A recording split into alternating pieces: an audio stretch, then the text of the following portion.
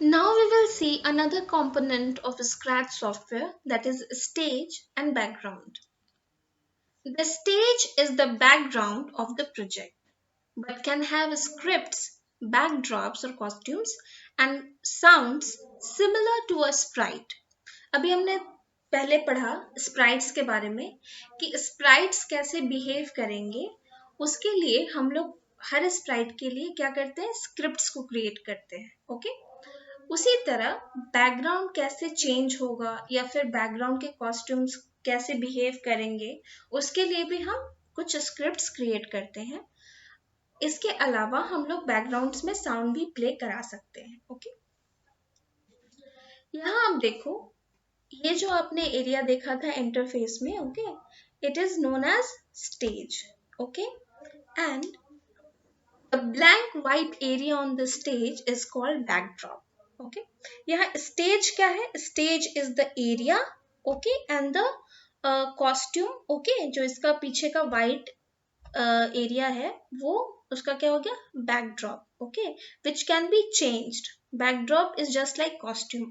आप इसको इस तरीके से समझो कि हम ह्यूमंस की क्या होती है, बॉडी है, ठीक है, बॉडी पे हम लोग क्या करते हैं, कॉस्ट्यूम्स यानी कि कपड़े पहनते हैं। ओके, तो बॉडी तो स्थिर है बट उस पे हम लोग कपड़े पहनते हैं जो कि चेंज होता रहता है, कॉस्ट्यूम्स कैन बी चेंज्ड। उसी तरीके से stage here is the body and backdrop is the costume which can be changed, it is the background.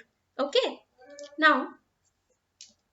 you can see here background, जैसे यहाँ पे white एरिया है उसी तरीके से इसको चेंज करके हम लोग इस टाइप का भी कुछ, जैसे रोड क्रिएट कर, रोड टाइप का बैकग्राउंड भी हम यहाँ पे क्रिएट कर सकते हैं। फिर बहुत टाइप के बैकग्राउंड्स हैं जो कि अवेलेबल है स्क्रैच लाइब्रेरी में, उसको भी हम यूज करके प्रोजेक्ट बना सकते हैं। ठीक है, the definition of backdrop means the setting or location or the mural scene behind the set of a play that sets the imaginary location for the scene.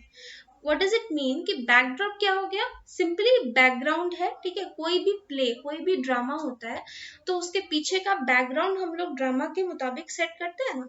अब जैसे फॉर एग्जांपल अगर हमें कोई स्टोरी ऐसी बनानी है जिसमें बच्चे खेल रहे हैं, ठीक है, तो बच्चे कहाँ खेलेंगे, कभी भी प्लेग्राउंड में खेलेंगे। तो अब हम लोग प्लेग्राउंड का बैकग्राउंड हमको चाहिए होगा ना वहां पे, और कुछ बच्चे चाहिए होंगे जो कि स्प्राइट्स होंगे और बैकग्राउंड होना चाहिए प्लेग्राउंड का। उसी तरीके से यहाँ आप एक एग्जाम्पल देख सकते हो। यहाँ पे क्या है कि स्प्राइट, ये दो स्प्राइट्स यूज किए गए हैं जिसमें कि cat sprite is walking and owl sprite is just उसके ऊपर ही वो उड़ रहा है। ठीक है, और इसका पीछे का बैकग्राउंड क्या है कि ये कहाँ चल रहा है, एक रोड पे चल रहा है। ठीक है, तो इस तरीके से हम डिफरेंट बैकग्राउंड्स यूज कर सकते हैं। इट इज द कोई भी स्टोरी क्रिएट करने के लिए उसके पीछे हम लोग अपनी मर्जी से कोई भी बैकग्राउंड यूज कर सकते हैं, कोई भी कॉस्ट्यूम यूज कर सकते हैं। Now we will see how to add a new backdrop on the stage. अब हम लोग ये जो backdrops हैं इनको स्टेज पे ऐड कैसे करते हैं, चेंज कैसे करते हैं। Now there are 4 options to add new backdrop on the stage. See, ये जो नीचे का हमारा एरिया था, स्टेज के जस्ट नीचे ये हमारा एरिया है। यहाँ पे नीचे आपको स्टेज का ऑप्शन दिखता है। स्टेज पे एक बैकड्रॉप है, मतलब वो जो स्टेज है, वो जो एरिया है व्हाइट एरिया, वहां पे फिलहाल एक ही बैकड्रॉप है, मतलब एक ही बैकग्राउंड है जो कि पूरी ब्लैंक है, व्हाइट है। अब यहाँ पे हमें अगर कोई दूसरा बैकग्राउंड ऐड करना है तो हम क्या करते हैं, यहाँ 4 ऑप्शंस है। ठीक है, यहाँ से ये 4 ऑप्शंस को यूज करके हम लोग किसी भी नए बैकग्राउंड को ऐड कर सकते हैं। 4 ऑप्शंस क्या क्या है, the very first one is to choose backdrop from library, second is paint new backdrop, third is upload backdrop from file, and third is new backdrop from camera. Okay, यहाँ पे आप एक वन बाय वन में आपको बताऊं। जब very first one that is choose backdrop from library, इसका वही मतलब है जैसे हम लोग स्प्राइट्स में कर रहे थे कि स्क्रैच सॉफ्टवेयर का इनबिल्ट लाइब्रेरी में बहुत सारे आपको बैकग्राउंड्स ऑलरेडी रहते हैं, आपको मिल जाएंगे। आप उनको यूज कर सकते हो अपने प्रोजेक्ट में या फिर the second option that is paint new backdrop. ठीक है, यहाँ आपको स्केच करने के लिए मिलता है, आप ड्रॉ कर सकते हो अपने लिए एक बैकग्राउंड आप जैसा भी चाहो। Third one is upload backdrop from file. Same जैसे कि स्प्राइट में किया था कि अगर कंप्यूटर फाइल में, आपके कंप्यूटर में अगर पहले से कोई बैकग्राउंड कोई इमेज स्टोर्ड है तो हम उसको यहाँ अपलोड करके, ठीक है, उसको as a background backdrop use कर सकते हैं। The fourth and last option is new backdrop from camera. Same like sprite, हम लोग वेब कैमरा को यूज करके कोई भी पिक्चर इंस्टेंटली क्लिक करके उसको एज अ बैकग्राउंड यूज कर सकते हैं। Okay, these were the 4 options to add a new backdrop on the stage. When a new backdrop is added on the stage, costumes tab get replaced with the backdrop tab. ठीक है, जब भी यहाँ पे हम लोग एक नया बैकड्रॉप ऐड करते हैं, ठीक है, तो स्क्रिप्ट्स एरिया जिधर है वहां पे आपको ब्लॉक्स पैलेट में कॉस्ट्यूम्स जो टैब है वो रिप्लेस हो जाता है बैकड्रॉप टैब से। Okay, we can also add multiple backdrops in a project. In order to do so, we need to create a script for a backdrop which uses the same blocks and script area. इसका मतलब ये हुआ कि अगर कोई project हम ऐसा बना रहे हैं जिसमें सीनरी बार बार चेंज हो रही है, ठीक है, मान लीजिए कोई इंसान, उसमें हमने ऐसा कुछ सिनेरियो बनाया कि कोई एक इंसान एक जगह से दूसरी जगह जा रहा है, ठीक है, तो वहां पे हमें क्या होगा, 2 बैकग्राउंड या 3 बैकग्राउंड, मल्टीपल बैकग्राउंड्स की जरूरत होगी, मल्टीपल बैकड्रॉप्स की जरूरत होगी उस प्रोजेक्ट में। तो ऐसा भी हम यहाँ पे क्रिएट कर सकते हैं, हम लोग एक प्रोजेक्ट में एक से ज्यादा बैकड्रॉप्स यूज कर सकते हैं और उसके बाद हमें क्या करना होगा कि वो उसको चेंज कराने के लिए, ठीक है, प्रोजेक्ट में उसको चेंज कराने के लिए हमें उसके अकॉर्डिंग स्क्रिप्ट क्रिएट करना होगा।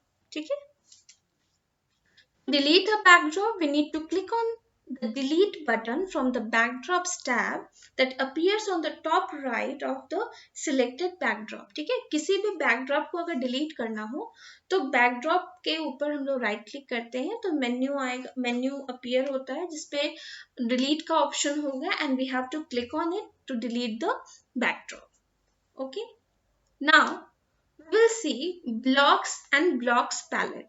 It is the another component of Scratch software. यहाँ आप स्क्रीन देख रहे हो, इंटरफेस पे आपको ये वाला पार्ट दिखा होगा, ये जो स्क्रीन है हमारा, it is the blocks palette and just बगल में ये जो स्क्रीन है हमारा, ये क्या है, script area. Okay, so blocks are puzzle pieces or puzzle piece shapes that are used to create codes in Scratch. Okay, यहाँ पे आप देख सकते हो ये जो ब्लॉक्स हैं ये पजल पीसेस, जैसे आप लोग पजल गेम्स खेलते हो के बचपन में अभी भी, तो जो पजल पीसेस जिस तरीके से हम लोग ऐड करते हैं उसी टाइप से ये जो कोडिंग्स है, ठीक है, ये जो इंस्ट्रक्शंस हैं कोडिंग के रूप में, ये सारे ब्लॉक्स के रूप में क्रिएटेड हैं जिसको हम यहाँ पे आप देख सकते हो अरेंज करते हैं वन बाय, मतलब सीक्वेंसली इस चीज, इन सारे इंस्ट्रक्शंस को, इन सारे पजल पीस शेप्स को, ब्लॉक्स को हम लोग अरेंज करके स्क्रिप्ट्स क्रिएट करते हैं। Okay, now blocks palette allows us to drag the blocks into the script area. इस ब्लॉक पैलेट को यूज करके ये हमें अलाउ करता है कि यहाँ से ये जो इंस्ट्रक्शन है, मान लो इसको ड्रैग करके हम लोग इधर की तरफ स्क्रिप्ट एरिया की तरफ हम लोग ले जा सकते हैं। Okay, now the blocks connect to each other vertically like a jigsaw puzzle where each block type has its own shape and a specially shaped slot for it to be inserted into, which prevents syntax errors. Okay, यहाँ देखो, जैसे कि ये जो script area आपको दिख रहा है, यहाँ से हम लोग ड्रैग एंड ड्रॉप करके यहाँ पे सारे इंस्ट्रक्शंस को ला सकते हैं और पजल के रूप में एक दूसरे के साथ अटैच करके एक वर्टिकली, ठीक है, ऊपर से नीचे तक वर्टिकली एक इंस्ट्रक्शन का सीक्वेंस क्रिएट करते हैं। ठीक है, और ये जो इंस्ट्रक्शंस हैं वे इस तरीके से क्रिएट होते हैं कि यहाँ पे कोई हमें सिंटेक्स एरर नहीं होता, ठीक है ना, क्योंकि हम लोग इसको खुद से लिख नहीं रहे हैं तो सिंटेक्स एरर की कोई चांसेस नहीं है, ये ऑलरेडी क्रिएटेड है यहाँ पे। Now, a series of connected blocks are called scripts. ये जो scripts, यहाँ पे जो blocks को हम sequentially arrange करते हैं वन बाय वन, instructions को जो arrange करते हैं, सो यहाँ आप देख सकते हो कि ब्लॉक्स रिप्रेजेंट कोड्स और इंस्ट्रक्शंस, ठीक है। और इसको जब हम लोग सीक्वेंशियली अरेंज करते हैं स्क्रिप्ट एरिया में वर्टिकली, तो ये हमारा क्या कहलाता है, scripts. Okay, blocks are often easier to work with than text-based programming, as one has to memorize the commands typed and syntax errors may occur. यहाँ पे ब्लॉक्स जो यहाँ यूज कर रहे हैं हम लोग, इसका फायदा क्या होता है कि जब हम लोग नॉर्मली प्रोग्रामिंग लैंग्वेज में कोई प्रोग्राम लिखते हैं, तो उसको लिखने के लिए प्रोग्रामर को वो प्रोग्रामिंग लैंग्वेजेस के रूल्स, उसके कोडिंग्स को याद रखना पड़ता है। प्लस वहाँ पे सिंटैक्स, क्योंकि हम लोग उसको खुद से टाइप कर रहे होते हैं, तो वहाँ पे सिंटैक्स एरर्स होने की पॉसिबिलिटी बहुत बढ़ जाती है। But here in the scratch software, programming software, हम लोग को ऑलरेडी जो कोड्स हैं, जो इंस्ट्रक्शंस हैं, वो ब्लॉक्स के रूप में अवेलेबल हैं। इसमें हमें खुद से कुछ भी क्रिएट नहीं करना, सब कुछ ऑलरेडी क्रिएटेड है। ओके, तो इन कोड्स को हमें, इन ब्लॉक्स को हमको सिर्फ अरेंज करना होता है जैसी हमारी जरूरत है उसके मुताबिक। Okay, so blocks are much more easier to work with than text based programming. Okay, now we will see there are 10 categories of blocks, that is motion, looks, sound, event, control, sensing, operators, variables, list and my blocks.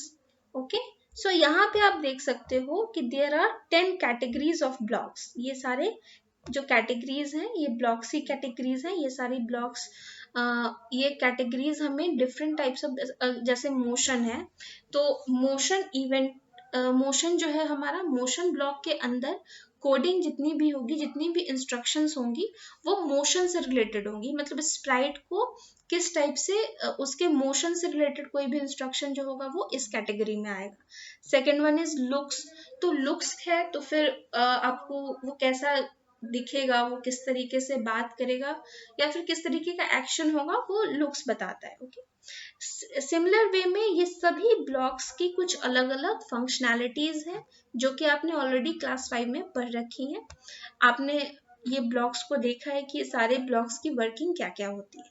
Okay, now to make our task easier, the color of a block is coordinated to that of the block menu. Okay? अब जैसे इन सभी blocks की जो categories हैं, इसके अंदर जितने भी फर्दर इंस्ट्रक्शन ब्लॉक्स होंगे, वो सभी क्या होते हैं, अगर मान लो मोशन ब्लॉक ब्लू कलर का है, ठीक है, डार्क ब्लू, तो इसके अंदर के सारे इंस्ट्रक्शंस डार्क ब्लू कलर के ही होंगे, ताकि हम अगर कभी भी स्क्रिप्ट्स को देखें तो हम इजीली डिस्क्रिमिनेट कर पाए कि कौन सा इंस्ट्रक्शन ब्लॉक कौन से ब्लॉक से रिलेट करता है। ओके, जैसे लुक्स है तो लुक्स का पर्पल है, साउंड का साउंड कैटेगरी का पिंक है, पेन कैटेगरी का ग्रीन है। तो just like that her block category के फर्दर जो इंस्ट्रक्शन ब्लॉक्स हैं वो उसी कलर के होंगे जिस कलर का उसका मेन कैटेगरी ब्लॉक है। ठीक है, तो इससे क्या होता है कि जो यूजर है, जैसे कि हम लोग जो यूजर हैं जो क्रिएट करते हैं स्क्रिप्ट्स को, उनको इजीली इसको समझने में कंफ्यूजन नहीं हो, मतलब इजीली हम लोग डिस्क्रिमिनेट कर लेते हैं कि कौन सा इंस्ट्रक्शन कौन से ब्लॉक से बिलोंग करता है। ठीक है, क्योंकि वो उसके कलर से मैच कर रहा होता है।